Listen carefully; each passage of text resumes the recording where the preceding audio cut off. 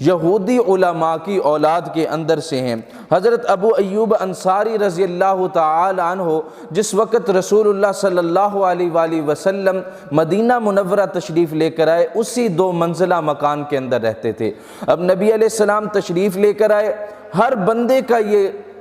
دل کی چاہت تھی، ہر بندے کا یہ خیال تھا کہ رسول اللہ صلی اللہ علیہ وآلہ وسلم ہمارے مہمان بن جائیں، ہم رسول اللہ صلی اللہ علیہ وآلہ وسلم کو اپنے گھر پر لے جائیں۔ رسول اللہ صلی اللہ علیہ وآلہ وسلم نے جب مدینہ کے انصار کا یہ معاملہ دیکھا کہ ہر بندے کی یہ چاہت ہے کہ میں اس کے ساتھ اس کے گھر پر تشریف لے جاؤں، تو رسول اللہ صلی اللہ علیہ وآلہ وسلم نے اپنی اونٹنی کی مہار جو ہے وہ اونٹنی کی گردن پر ڈال دی اور فرمایا